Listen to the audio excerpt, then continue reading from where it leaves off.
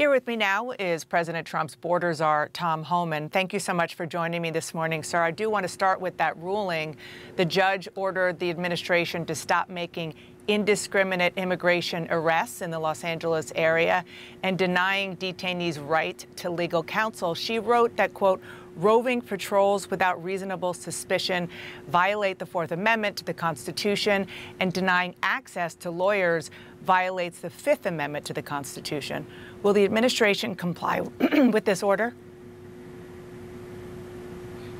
Look, we're going to litigate that order because I think the order's wrong. I mean, she's assuming that the officers don't have reasonable suspicion. You know, they don't need probable cause to briefly detain and question somebody. They just need reasonable suspicion, and that's based on many articulable facts. So unless she's in the officer's mind, I don't know how she can make that, decision that, well, they're not using reasonable suspicion. How does she know that? I mean, every officer has to, bring articulable facts to raise reasonable suspicion, and then they can briefly detain. Well, I don't know how she knows that, but I don't think any federal judge can dictate immigration policy. That's a matter for Congress and for the president, and I know the Department of Justice is going to litigate this. We want to take it to the appeals court. Let's talk about that reasonable suspicion and what it actually means on the ground when it comes to ICE detaining people. You said in an interview this week that reasonable suspicion can be based on, quote, the location, their occupation, their physical appearance, their actions. What about an individual's physical appearance would give immigration agents, quote, reasonable suspicion that they might be in the U.S. illegally? Well, first of all, let me be clear. Physical description can't be the sole factor to give you reasonable suspicion. As I said in an interview, it's articulable facts with an S. So appearance can be just one. For instance, if someone has an MS-13 tattoo on their face, that may be one factor to add to other factors to raise reasonable suspicion. I want to be clear about that again because my words are taken out of context. Physical description cannot be the sole reason to detain and question somebody.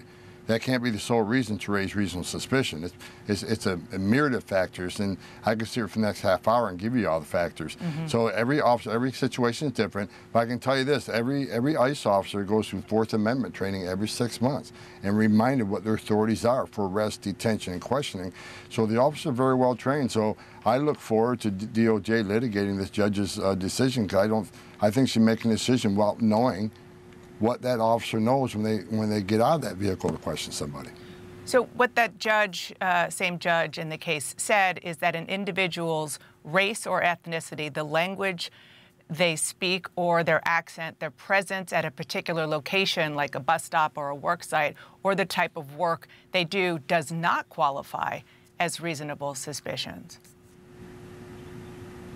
Well, like I said, these are factors that lead to reasonable suspicion. There's a myriad of factors. Every case is different.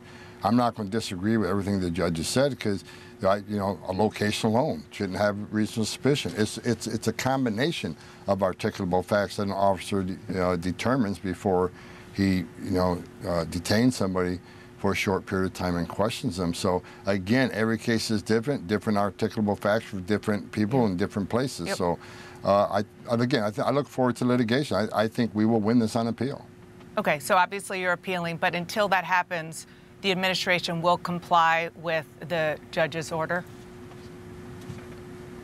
The administration is never going to go against the judge's order. We'll litigate it, we'll win it, then we'll get back to doing what we're doing.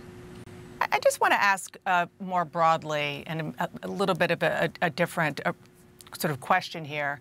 One thing I have heard over and over anecdotally is that people who are in the United States legally are scared about getting swept up in all of this because of the color of their skin, because they speak with an accent, because of the location where they might be going. And they're not going out. They don't want to be detained by mistake, have their kids or themselves traumatized. Are you comfortable with that? If they're in the country legally, they got no reason to be afraid. ICE is looking for those in the country legally, and we're still prioritizing public safety threats and national security threats. That's the priority. But like I said, We do have collateral arrests in many areas because we're out looking for those public safety threats. But we're going to enforce the immigration law too. I mean, it's not okay to be in this country legally. It's not okay to enter this country legally. It's a crime. But legal aliens shouldn't, and U.S. citizens should not be afraid that they're going to be swept up in a raid. We know who we're looking for, and that's what the agents are out there seeking. And they use a lot of information. Most of the operations we conduct are targeted enforcement operations. When we go out, we know exactly who we're looking for. Most likely we'll find them. Many times we have a criminal history and immigration history when we go out looking for that person. So if you're in the country legally, you shouldn't fear ICE. What you should fear is the criminal aliens walking the communities in sanctuary cities. Well, but you just said that there are, quote, collateral arrests, and that is sparking fear in communities where people are again, scared to go out. So I guess my question is, do you have compassion for those people who are seeing what's going on, hearing you speak, seeing what's happening in their neighborhoods, shouldn't have any concern, but do just because of the reality of what they're saying? You know, Dana, the bottom line is if you want less collateral arrests, and let us in the jail. I mean, we want to arrest a bad guy in the safety and security of a county jail, but sanctuary cities release him into the community, which means we got to go to the community and find him. And when we find that bad person, many times, whether it's at a work site or in the community, they're with other people in the United States illegally. And we're going to let ICE enforce the law, uphold the oath they took. We're not going to be like the last administration who told ICE, instructed ICE, you can't arrest somebody for simply being here illegally. They got to be convicted of a serious offense. That's not what the law says. Yeah. We're enforcing the law. But look, immigration enforcement, I'm going to be clear, immigration enforcement has always been emotional. It's always been controversial. I've been doing this since 1984. I get it. Mm-hmm. And I understand why people want to come to the greatest nation on earth. I get it. But we can't send a message to the whole world that it's okay to enter this country legally. Don't worry about it. Even though it's a crime, come and enter legally. And when you get an order of removal from a judge, you don't have to leave. You can become a fugitive, and we'll never look for you. Mm-hmm. We got to send a message to the whole world. There are consequences for breaking laws, and I think that's why one of the reasons we have the most secure border in history of this nation today. It's just not because we got boots on the ground on the border, not because we end in catch or release. A lot of it's consequences. You're watching what's happening. We're enforcing the immigration law, and I think that consequence has a lot to do with having the most secure border in history of this nation. Let's turn to the raids this week on two cannabis farms in California. ICE says more than 200 undocumented immigrants were detained.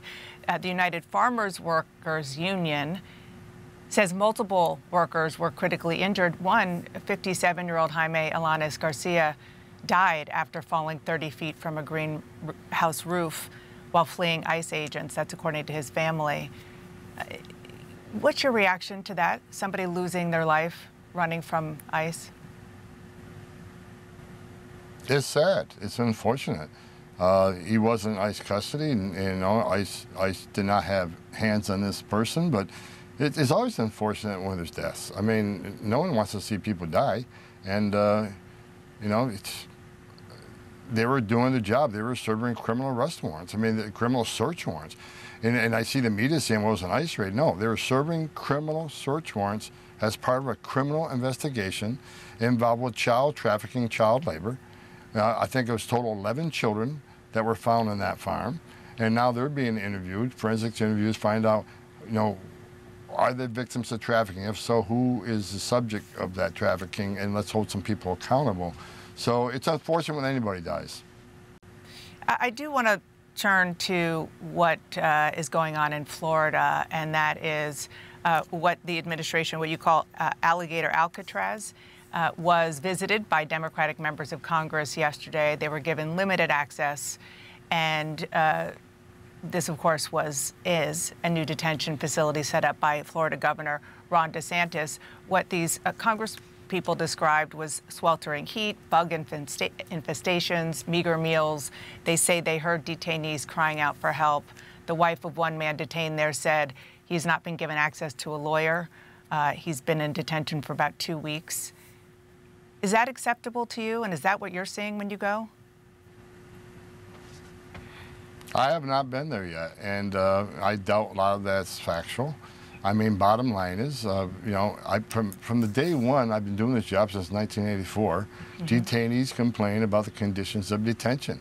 And I've said this many times, you can simply go to ice.gov and look at the detention standards ICE has. They have the highest detention standards in the industry. But these same congressmen are complaining about Alligator Alcatraz. You didn't see them complaining about, under the Biden administration, people being held in a Border Patrol parking lot surrounded by a fence in the sweltering heat. Not a word. You didn't hear a word about 500,000 children being trafficked in the country and them not being able to locate 300,000. President Trump, this administration, is finding thousands of those children.